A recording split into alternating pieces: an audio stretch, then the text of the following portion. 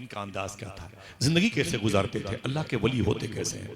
सुनिए, ये सैयदना शेख अब्दुल कादिर जिलानी की ज़ात है, आपके खादिम हैं, उनका नाम है शेख बका बिन बतू। ऊंचे बोले क्या नाम है? मैं फिर से रिवर्स कर दूं ताकि नाम याद रहे। शेख बका बिन बतू आपके खादिम का नाम है।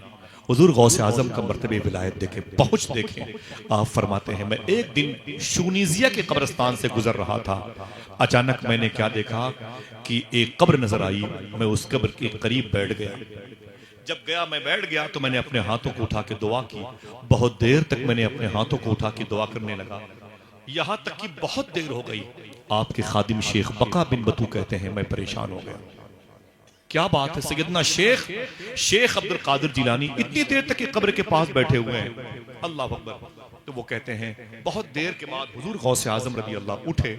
जब जाने लगे तो मैंने कहा, या शेख अब्दुल कादिर, ये किसकी कब्र है जिसके करीब आप बैठे हुए थे, आपने इतनी देर तक दुआ मांगी है? हुजूर गौसे आजम फरमाते हैं, ये कब्र मेरे उस्ताद शेख हम्माद दब्बास की कब्र है। गौस पाक के उस्ताद का नाम था शेख हम्माद दब्बास। शेख हम्माद दब्बास, इनके नाम पर एक आदमी सुभान अल्लाह बोले, नाम याद रहेगा, हम्माद दब्बास। हुजूर गौसे आजम फरमाते हैं, ये कब्र मेरे उस्ताद की है, ये कब्र मेरे उस्ताद की है। खादिम शेख बका कहते हैं कि हुजूर इतनी देर तक आपने दुआ क्यों मांगी है? सरकार गौसे आजम फरमाते हैं, जब मैं इनकी कब्र के करीब से गुजरा तो मैंने कब्र के मुर्दों को सलाम किया, तो मैंने क्या देखा कि मेरे उस्ताद की भी कब्र है।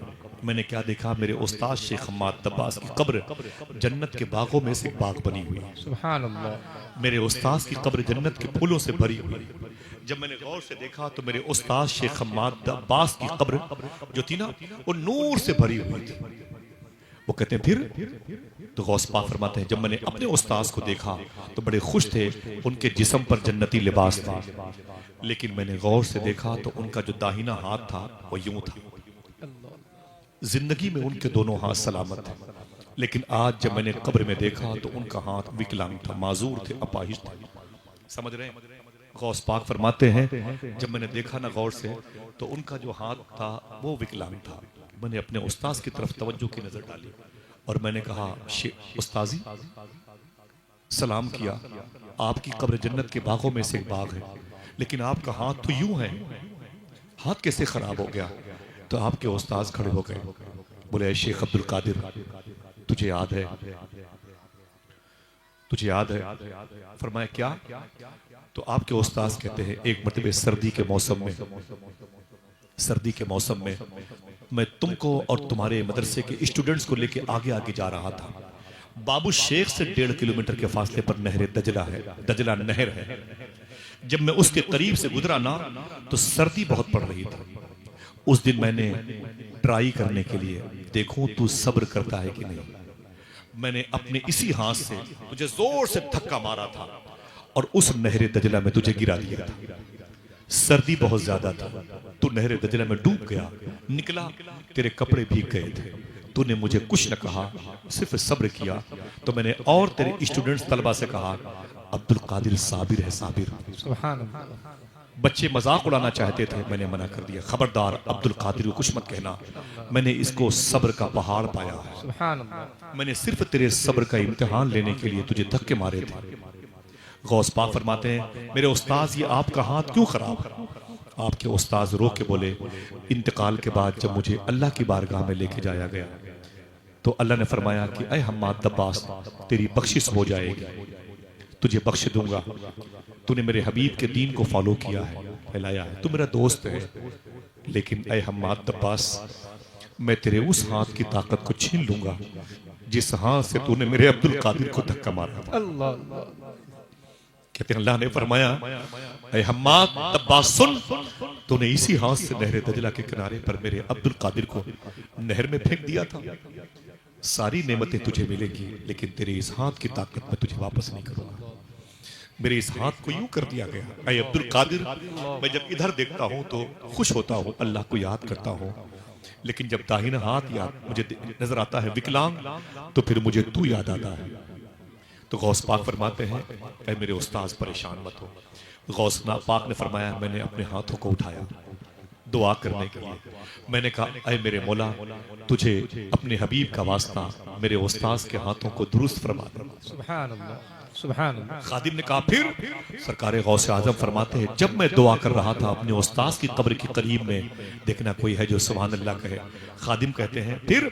तो गौस पाक फरमाते हैं, मैंने अपने हाथ को उठा के दुआ करना शुरू किया तो 500 से ज्यादा औलिया अपनी अपनी कब्रों में अपने हाथों को उठा के मेरी दुआ पर आमीन कह रहे हैं। सुभान अल्लाह, सुभान अल्लाह। मेरे मौला अब्दुल कादिर की दुआ है, टलने ना पाए। सरकार गौसे आजम फरमाते हैं, जब तक मेरे उस्ताद के हाथों को अल्लाह ने सेहत नहीं बख्शी है, तब तक मैं अपनी दुआ को मैंने तर्क नहीं किया। सुभान अल्लाह, सुभान अल्लाह। जरा सोचो, ये कौन है? गौस पाक के उस्ताद शेख हम्माद दब्बास। आज जो लोग गौस आजम सरकार के बारे में कुछ कहते हैं, मैं तो यही कहता हूँ, शुक्र के जोश में जो है वो तुझे क्या जाने, खिद्र के होश से पूछे कोई रुतबा। सरकार गौस आजम के मरातिब कितने बुलंद हैं, मामलात कितने बुलंद हैं, आपको शायद इस बात का इल्म होगा। सरकार गौस आजम का दबदबा कितना है विलायत की दुनिया में, आपको शायद थोड़ा बहुत पता होगा। सरकार गौस आजम गरीबों की खिदमत कैसे करते थे, आपको यूट्यूब की दुनिया में बहुत सारी बातें मिलेंगी। सरकार गौस आजम के हाथों पे लोगों ने कलमा पढ़ा है, बेस क्या है। और गौस आजम को जो ये मकाम मिला, इस मकाम के मिलने का रीजन क्या है, कभी सुना समझा? पैसे बहुत थे गौस पाक के पास, ये शहर नहीं आपका सूबा खरीद सकते। सोने की खूंटी में गौस पाक की बकरियां बांधी जाती थी। कोई है जो सुभान अल्लाह कहता है? सरकार गौसे आजम की बकरियां सोने की खूंटी में बांधी जाती थी। लेकिन दोस्तों, शहर इलाहाबाद में रहने वालों तुम्हें पता है, सरकार गौसे आजम रो के कहते हैं, लेकिन पूरे पूरे साल में पानी नहीं पीता था, पूरे पूरे साल में खाना नहीं खाता था। मैंने पूछा हुजूर सूफी सुल्तान मियां साहब से, गौस पाक ने फरमाया, मैं दुनिया को वैसे ही देखता हूं जैसे लोग हथेली पर राई का दाना देखते हैं। हथेली की पर राई के दाने की मिसाल क्यों दी? तो सूफी साहब फरमाते हैं, इसलिए दी, कई वजह है। एक वजह यह भी है नफीस, एक वजह यह भी है। मैंने कहा क्या? आज हम क्या करते हैं, 700 रुपए किलो का गोश्त मंडी से लाते हैं, दरवाजा बंद करके खाते हैं। बुरा न मानना मेरी बात, शादियों के मंडप पे चले गए तो डोंगे प्लेटें हटा के डोंगे में ही खाना शुरू कर देते हैं। रोटी ठंडी होती है ना, उसमें अपनी उंगलियां डाल के उसे नचाते रहते हैं। सेल्फी लेकर के दोस्तों से कहते हैं, इस साले के पास खाने के पैसे नहीं थे, खिलाने के लिए गर्म रोटियां नहीं थी, तो मुझे क्यों बुलाया था, मुझे क्यों बुलाया था? लोग ऐसा कहते हैं। चावल के बड़े बड़े ठेले हमारी चप्पलों में जूतों के नीचे पड़े रहते हैं। एक रोटी का टुकड़ा भी अगर किसी ने खा लिया होता है ना, तो दूसरे ट्रिप में जो लोग बैठते हैं वो उस रोटी को नीचे फेंक देते हैं। ये मुसलमानों के मुआशरे का हाल है। दोस्तों, हाथ जोड़ता हूं, बड़ी जिम्मेदारी तुम्हें दी गई है। ये जो रोटियां तुम्हारे जूतों के नीचे, तुम्हारी टेबल के नीचे पड़ी रहती हैं, इनके बारे में पूछा कभी आपने किसी से? हुजूर सल्लल्लाहु अलैहि वसल्लम का एक एम्बेसडर, एक सफीर, विदेश मंत्री रोम गया था, जिसे इटली कहा जाता है। सामने इटली का बादशाह बैठा हुआ था, हुजूर के गुलाम के लिए खाना लग गया। जब उन्होंने खाना खा लिया ना, हुजूर के सहाबी थे, गुलाम थे, जब खाना खा लिया तो एक रोटी का टुकड़ा जमीन पर पड़ा हुआ था। वो आगे बढ़े और उस रोटी के टुकड़े को उठाया, उसे चूम करके खा गए। सुभान अल्लाह, सुभान अल्लाह। हम नहीं कह सकते सुभान अल्लाह, क्योंकि हमारे लिए ये तो इन्फेक्शन की बात है, हमारा तो स्टेटस खराब हो जाएगा। रोटी वो भी हम उठा के खाएंगे, हम तो जूतों से यूं साइड में कर देते हैं। रोटियां हुजूर अपनी ससुराल में थे, जहां आप कॉलर टाइट करके चलते हैं ना, हुजूर अपनी ससुराल में थे। रोटी जमीन पर पड़ी थी, हुजूर ने यूं उठाया और चूमा, हुजूर ने अल्लाह का नाम लिया, खा गए। सुभान और फरमाया, आयशा, ये जिस कौम से भागी है फिर कभी नहीं आई, फिर कभी नहीं आई। दोस्तों, भूख किसे कहते हैं आपको पता ही नहीं है। इमाम जाफर सादिक कहते हैं, मेरे सामने एक शख्स को भूख की वजह से मौत होने वाली थी। लोगों ने कहा दुआ कर दे, अब किसी को भूख की वजह से मौत ना हो। तो मैंने कहा था, कयामत की निशानियों में एक निशानी ये भी है कि लोग भूख की वजह से नहीं मरेंगे, ज्यादा खा के मरेंगे। सही है कि नहीं? ज्यादा खा के मरेंगे, ज्यादा खा के मरेंगे। सूफी साहब फरमाते हैं, जिस दरवाजे पर कुत्ते भूखे सोते हैं, ये स्टार एजेंसी हो, ये नात मदनी इन्फो हो, या ये चिश्ती वर्ड हो, ये तमाम तर मेरे दोस्तों के स्क्रीन के जरिए से ये बातें रोज बताता हूं। मालूम है आपको, सूफी साहब फरमाते हैं, जिनके दरवाजों पर कुत्ते भूखे सोते हैं, उनकी दूसरी तीसरी नस्लें भूखी मर जाएंगी। कोई उनके कारोबार को चौपट होने से नहीं बचा सकता। आप फरमाते हैं कि जिसके दरवाजे घर के इतने मोटे हों कि फकीरों की सदाएं अंदर न जाने पाए, उनके घर के बच्चे हमेशा बीमार रहते हैं। 70 रुपए का पान खा के हम थूक देते हैं, राशि गुटखा खा के, रजनीगंधा खा के हम थूक देते हैं। अगर 10 रुपए का पार्ले बिस्कुट लेकर के हम किसी गरीब को दे दें, वो दुआ नहीं करेगा, लेकिन जैसे जैसे बिस्किट खाएगा दुआ निकलती रहेगी।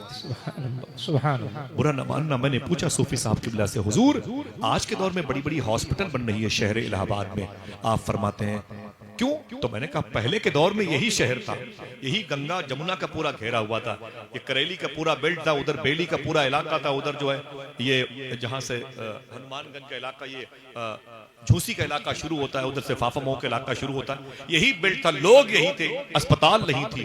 आज अस्पताल भी ज्यादा हो गई। वजह क्या है? आप फरमाते हैं पहले के दौर में लोग खिला खिला के खाते थे, इसलिए बीमार नहीं होते थे। अब लोग दिखा दिखा के खाते हैं, इसलिए बीमार हो जाते हैं। सही है कि नहीं?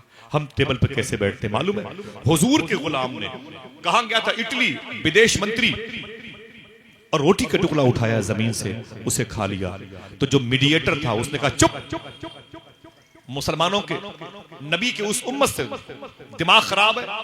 इटली के लोग जमीन की पड़ी हुई रोटियां उठा के खाते हैं, तो यहां के लोग उसका मजाक उड़ाते हैं। खबरदार, जमीन की पड़ी रोटियां मत खाना यहां पे, इससे हमारी इंसल्टी हो जाएगी। मालूम है हुजूर के गुलाम ने क्या कहा? देखना है कोई है जो सुभान अल्लाह कहे। हुजूर के आशिक ने कहा मैं इन जालिमों को देखूं कि मदीने वाले आका का किरदार सुभान अल्लाह। कब तक जिंदा रहेंगे? 80,000 का मोबाइल तो आपकी दुकानें बंद नहीं होने देता। एक शटर बंद करके आते हैं, मोबाइल का शटर खुल जाता है, रात के 2, 3, 4 बजे तक मोबाइल में बिजी रहते हैं। क्या मतलब? छोटा सा दिमाग ये भेजा, उसका इतना इस्तेमाल कब तक आपको जिंदा रखेगा? एक न एक दिन हमारी और आपकी दुनिया से जाने की खबर मस्जिद के माइक से नशर हो जाएगी। आप बच नहीं सकते। कब्र के चौखटे खाली हैं, इन्हें मत भूलो, जाने कब कौन सी तस्वीर लगा दी जाए। अल्लाह के जिक्र से अपने आप को आबाद करो, अपने दिल को इत्मीनान बख्शो। मेरे आका सल्लल्लाहु अलैहि वसल्लम के लाडले सैयदना शेख अब्दुल कादिर जिलानी का आलम क्या था, समझ रहे हैं आप फरमाते हैं पूरे पूरे साल तक मैं एक रोटी का टुकड़ा नहीं पाता था। आज मुसलमानों के बच्चों से पूछिए, कारोबार बोले कमजोर हो गया है, फिर बस ये वो काम करता हूं तो पता चला कि वो दलाली करता है, वो रिश्वत के पैसे लेता है। उससे बोलो भाई तुम रिश्वत के पैसे लेते हो? वो कहता है यार आसिफ भाई, अगर रिश्वत के पैसे ना लूंगा तो बच्चों का पेट कैसे पालूंगा, बच्चों को कहां से खिलाऊं पिलाऊंगा। दिल टूट जाता है। वो होंठ जो दुरूद पढ़ने के लिए दिया गया था, आज उसी होंठ से वो हराम पीता, उसी होंठ से हराम चाय पीता है, उसी होंठ से हराम खाना खाता। क्या कहता है? ये जो बहनें बैठी हुई है इनकी शादी के लिए वो कहता है कि इनकी शादी करना है, हराम नहीं खाऊंगा तो लाऊंगा तो कैसे शादी होगी, हराम नहीं लेके आऊंगा तो इनकी शादियां कैसे होगी। मैं तुम्हें बताता हूं दोस्तों, तुम्हारी हलाल और हराम की वजह से बच्चियों की शादी नहीं होती है, वो है परवरदिगार आलम जो रास्ते पैदा करता है। समझ रहे हैं आप? वो परवरदिगार आलम है जो रास्ते पैदा करता है। उसने कैसे रास्ते पैदा किए हैं सुन ले, और जरा अपनी माँ और अपने बाप की मग़फ़िरत के लिए मोहब्बत से कहते हैं सुभान अल्लाह। सुभान अल्लाह। एक गुजारिश करेली वालों, एक गुजारिश, एक काम करना, तुम्हें 10 साल तक ये जामिया गरीब नवाज, जामिया हबीबिया, जामिया दारुस्सलाम में आपको पढ़ने की जरूरत नहीं है। आपके खानदान के एक बच्चे ही आलिम बन जाए तो बड़ी बात है, लेकिन एक गुजारिश है, कम से कम हलाल खाया करो इंशाअल्लाह। 2 काम करो, सच बोलो और हलाल खाओ, कामयाब हो। सच बोलो, ये मत कहो कि यार अगर दलाली के पैसे, रिश्वत के पैसे नहीं लाएंगे तो मेरा घर कैसे चलेगा।